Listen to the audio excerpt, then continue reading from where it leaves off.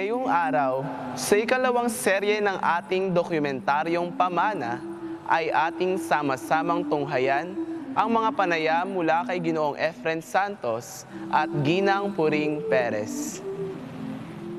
Dahil sa ang ating parokya ay mayroong antigong krusipiho na ginagamit noong panahon ng kursilyo, napansin ng nooy kura paroko ng ating parokya na si Padre Bert Lunod nang walang imahe ng Panginoong Hesus na nakapako sa krus na inilalabas tuwing mahal na araw.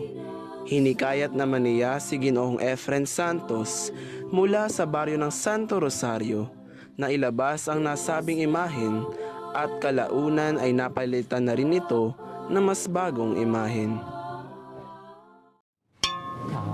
Magandang araw po sa inyo lahat. Ako po si Brother Efren Santos, taga Barangay Santo Rosario, dito sa Agunoy.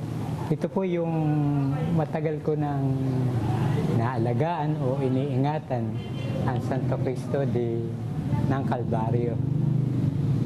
Nagsimula po noong 1994, yun po yung una kong paglalabas sa Santo Cristo. Tapos po, ang una ko pong inilabas ay yung Santo Cristo ng Calvario yung nasa simbahan. Yung matandang Cristo ron. Tapos po, napalitan na lang nito. Dahil yung nasa simbahan po kasi, medyo may problema ang katawan. Kaya po, napalitan ng... Hindi ko sinadya ito eh. Nung panahon ni Father Bert Lunod, yun yung kura ng parokya, 1994 nun. Panahon ng kuha na yan ay kursilyo. Ayan, kursilyo. May kursilyo nung araw kay Father Bert Lunod. Tapos nakita ni Father Lunod ang prosesyon dito ng Kristo pag Biyernes Santo kulang. Ay bakit walang saan namatay si Kristo? Wala raw yung nakapako. Ngayon dahil doon sa simbahan ay may ginagamit kami doon sa kursilyo ng nakapako, pinalabas niya doon sa iyon ang pinagusan niya. Namili sila kung sino mamamahala.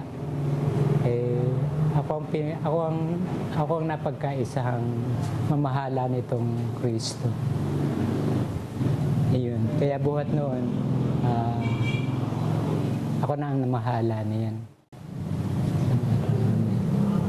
Yung una, ang pag-usan namin medyo nahirapan niya ako dahil problema namin karo. Kasi biglaan. Pangalawa, yung karong nahiram namin, walang ilaw, walang kabitan ng ilaw.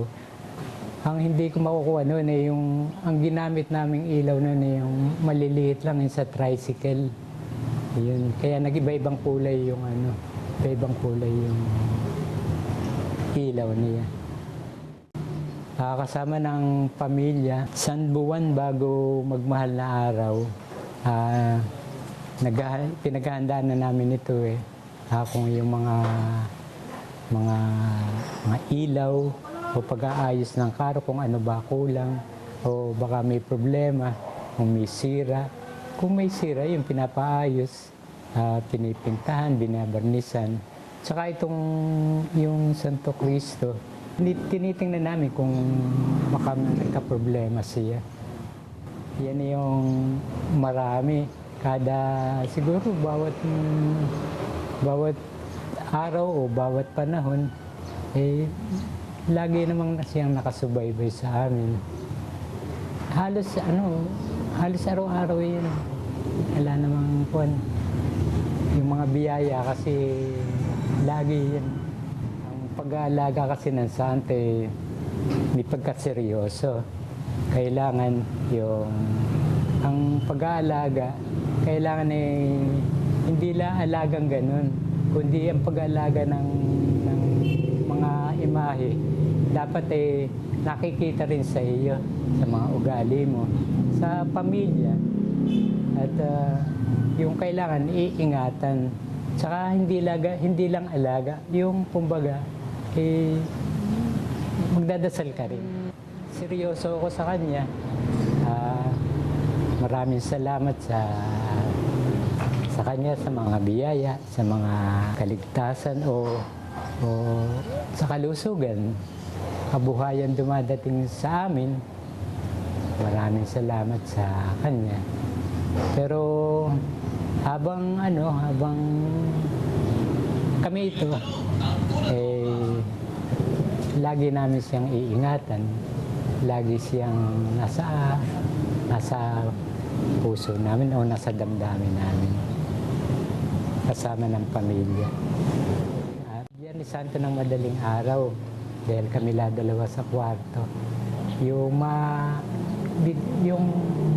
napupukaw o bigla akong magigising kasi minsan may humihinga. Minsan inisip ko na lang, yung panaginip lang. Basta't may humihinga.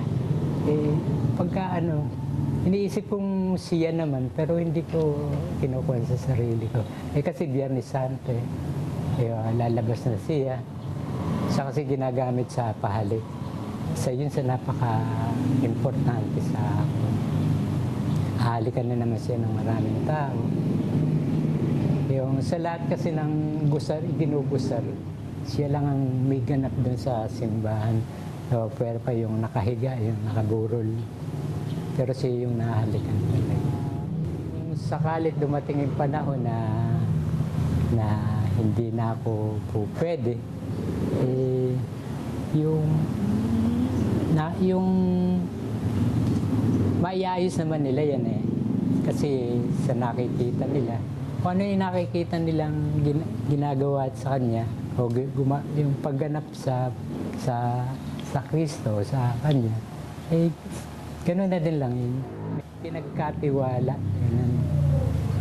Inumpisahan, tinuloy-tuloy. Kaya nga, papasalamat ako sa pamilya dahil kung ano yung pagkukulang, kung ano yung kulang na mga materialis o mga gamit sa paglabas niya, doon lang. Hindi ko kasi iniisip yun. Wala pa sa isip ko yung ganong Kasi yun sa dami ng kumikilos o tumutulong sa akin.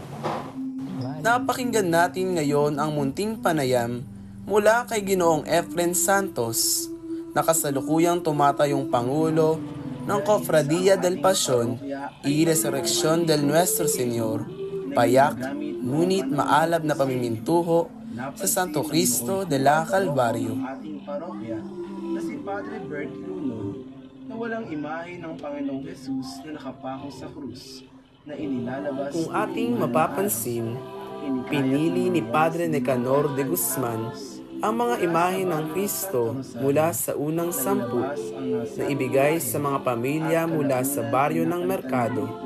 Ngunit si Ginoong Teodoro L. Perez mula sa Santa Cruz ang napiling maging kamarero ng Senyor Jesus Cautivo o mas kilala bilang Dakip. Naipamana ito sa kaniyang mga anak at ngayon ay nasa pangangalaga ni Ginang Puring Perez at pamilya. Laurencia Perez, Santa Cruz, Tagunoy, Bulacan. At ang aking alaga ay Senyor Jesus Cautivo. Sa amang ko si Teodoro L. Perez, taga dito rin sa Santa Cruz. Meron na sigurong 40 years. Kunti pa rin nunay po. Yun lang dumami. Noong kasi nanghihiram lang ako ng ginagamit kong karo sa Nananlina. Kasi nasa kapatid ko yan dati. Ipagbibili nung anak ng pisang buo ko doon sa Father. Ay nadinig ni Tito Amon, sinabi sa kapatid ko, nakuhanin at pinagbibili nga 5,000. Kinuha ng kapatid ko, tapos ng kapatid kong pinakamatanda, tapos binigay doon sa isang kapatid ko na bantay. Dahil hindi ko naman alam na tuwing mahal na araw, hindi naman pala niya ay hinanap ng Nananlina. iilan-ilan na nga daw yung original, nawawala pa yung isa. Pinagtanong niya. Ayun, nandoon nga sa kapatid ko. Kaya tuwing mahal na araw, hinihiram niya at siya yung nagpapagutabihan. Ay kasi nga noon namamasukan ako. Nung malaan ko na ganoon pala, ginagawa. Kinausap ko yung kapatid ko. Sabi ko, pahiram niya sa akin isang buwan bago magmahal na araw at ako na bahala. Pagkapunta naman sa akin, yung maraming nagbibigay ng damit kasi yung dinat ng damit niyan, sira-sira lang talaga. Hindi man lang naibili ng kapatid ko kasi bantay siya. Hindi naman niya naasikaso. Kaya ako yung pagkatapos ng isang taon, naipagpagawa ko na rin siya ng buhok kasi hanggang dito na yung buhok niya natin ginagamit. Pinili ko ng buhok, tapos nagsunod-sunod na yung nagbibigay sa akin ng damit. Pati naman ako bumibili din kasi nagtrabaho na ako noon. Hanggang sa, yun, pahiram-hiram ako ng nating gagamitin ko tuwing susunod siya. Sira, di pinapagawa ko. Ay naisip ko, mag-ipon muna kaya ako. Tapos ay pagpagawa ko na ng karo. Ayun, ay pagpagawa ko na nga. Sa siguro ko yung pinagpapagawa ko noon sa karo ng Nananlina. Inipon ko na noon. Kasi naman, hindi naman siya masusunod. Pagka hihintayin ko pa yun. Naipagpagawa ko na siya ng sarili niyang karo. Kami ng amang ko yan noong sila pa lang. Hindi pa mga dikaro noon, yung pasan-pasan pa ng mga kapatid ko pagka yung pinoprosesyon, pagka Miyerkules at saka Biyernes. Gumaan yung yung kahit hindi ako nanghihingi, may dumadating sa akin, ganyan.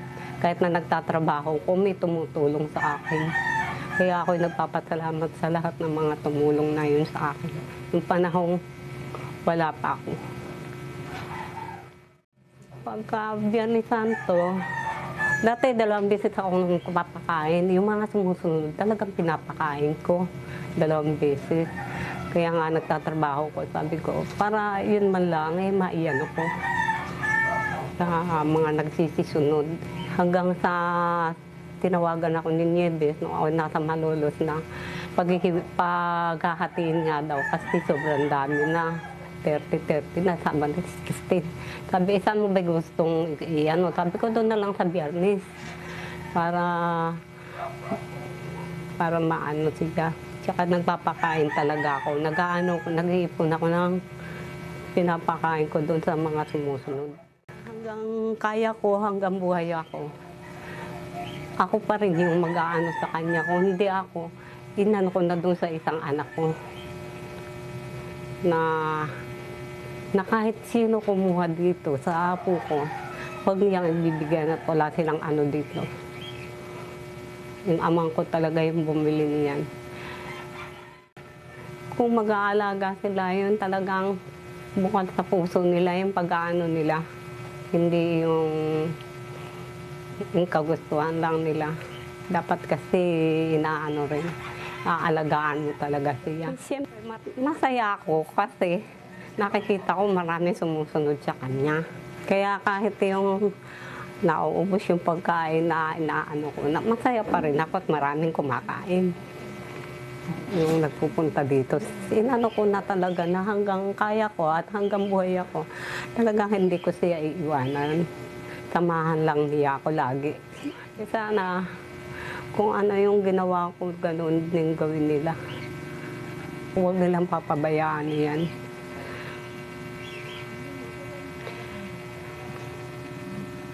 Kasi iyan na lang yung naiwan pamana sa amin ng amang ko.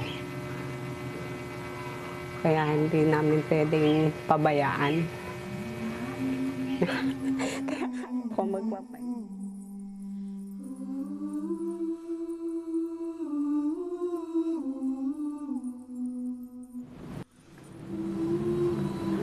Ngayong araw ay ating napakinggan ang iba't ibang mga salaysay mula sa 2 pamilyang nagmamay-ari sa Santo Cristo del Calvario at Señor Jesus Cautivo mga kwento ng pananampalataya, kwentong pamana.